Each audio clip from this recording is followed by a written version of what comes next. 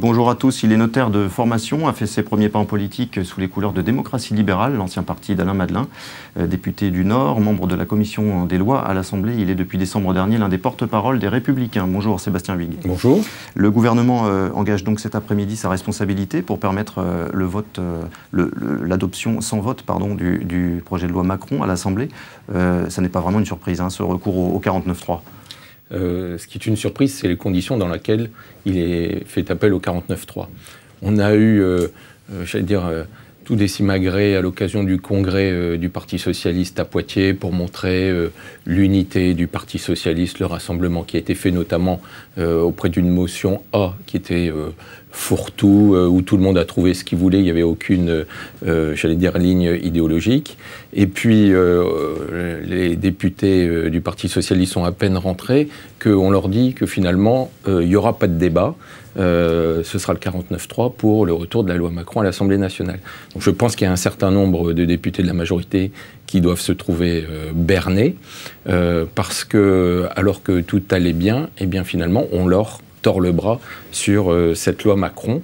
Et il n'y aura même pas de débat, c'est-à-dire que on nous annonce pas à l'occasion d'un débat qui durerait beaucoup de temps, qui s'enliserait, qu'on va utiliser le 49.3. On dit non, on fait pas de débat, circulez, il n'y a rien à voir, ce sera le 49.3, sinon rien. Mais finalement, vous pourriez regarder cette séquence avec amusement, vous, dans l'opposition. Vous pourriez vous dire, ce sont des querelles internes au PS, et puis après tout, sur le fond, on en a suffisamment débattu de cette loi Macron, passant à autre chose. Non, parce que en première lecture, quand le texte de la loi Macron est arrivé, il faisait 106 articles. Il est ressorti de l'Assemblée nationale avec près de 300 articles. Aujourd'hui, on en est à 400 articles. C'est-à-dire que le gouvernement ne cesse de rajouter des choses. Notamment, la semaine dernière, en commission spéciale, il y a, au dernier moment, un certain nombre d'amendements du gouvernement qui sont arrivés, comme des cheveux sur la soupe. Et donc, ces nouvelles dispositions ne seront même pas discutées dans l'hémicycle, puisqu'il n'y aura pas de débat. C'est-à-dire que ce qu'il est prévu, c'est le ministre va s'exprimer, le rapporteur va s'exprimer, et l'opposition n'aura aucun temps de parole pour dire son avis sur cette nouvelle mouture, cette Xème, mouture de la loi Macron. Donc c'est une vraie atteinte à la démocratie, un vrai coup de force exercé par le gouvernement. D'où le dépôt d'une motion de censure par l'opposition qui, là, pour le coup, vous permettra de prendre la parole et d'exprimer vos réserves sur ce projet de loi. Forcément. Dans ces conditions, on ne peut pas laisser passer comme ça un texte qui, est une catastrophe pour notre pays. On nous a annoncé que c'était l'alpha et l'oméga de la politique économique de François Hollande. C'est François Hollande qui le disait lui-même quand le texte était en gestation. Quelques semaines plus tard, il a dit que ce texte n'était pas l'alpha et l'oméga de la politique du gouvernement. Et puis, au congrès du PS, Manuel Valls n'a même pas cité M. Macron ni ce texte qui, soi-disant, était très important. Et puis là, on tord le bras de tout le monde en esquivant le débat. Eh bien, il faut sanctionner le gouvernement, ce gouvernement qui ne respecte pas ses engagements et maintenant qui ne respecte même pas la représentation nationale. Vous allez loin en disant que ce texte est une catastrophe pour le pays. Le discours sur ce point a pas mal évolué chez les Républicains, parce qu'au début, un certain nombre d'élus de votre parti étaient plutôt favorables à l'esprit du texte et à un certain nombre de dispositions. Aujourd'hui, vous considérez qu'on a totalement dévoyé le texte initial ?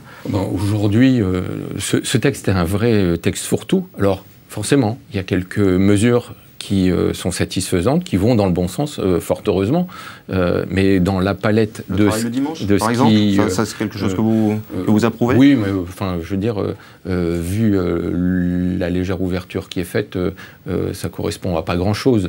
On est aussi favorable au plafonnement, par exemple, des indemnités de licenciement qui peuvent être accordées par les prud'hommes, mais ça, on n'en aura même pas discuté, puisque l'amendement vient d'être déposé par le gouvernement et le débat n'aura même pas lieu dans l'hémicycle. À la limite, le gouvernement se passe finalement d'un satisfecit qui aurait pu être donné juste sur cette mesure par l'opposition.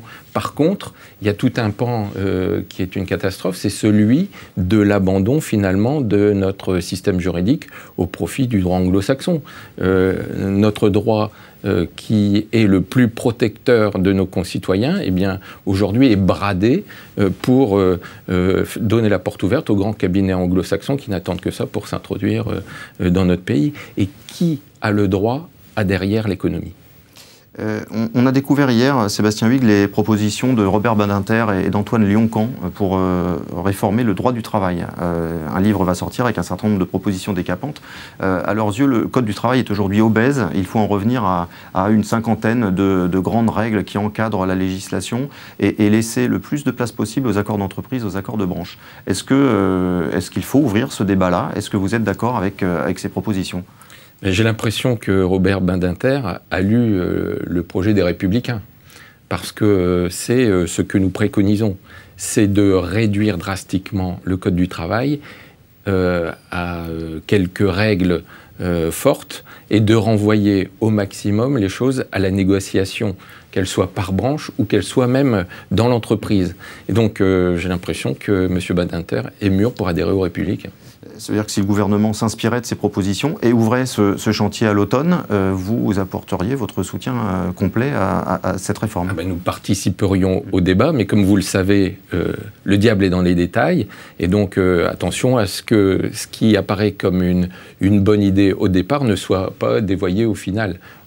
On le voit avec la loi Macron qu'on vient d'évoquer, où un certain nombre de dispositions vont dans le bon sens, mais malheureusement, quand vous regardez l'intégralité du texte, eh bien, c'est raté.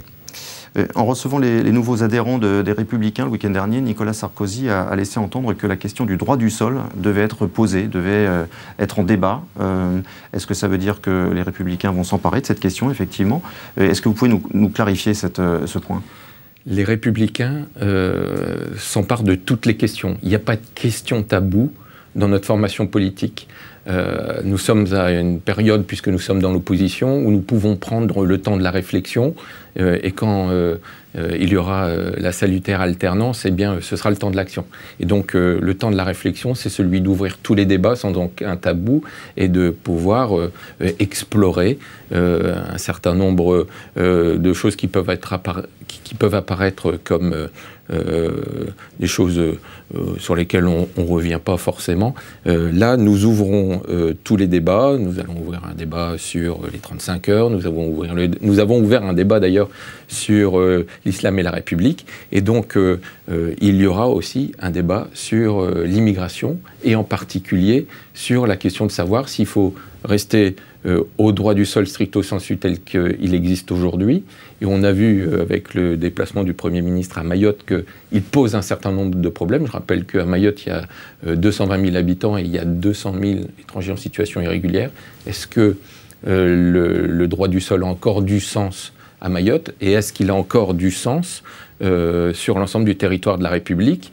Nous devons en parler, nous devons réfléchir.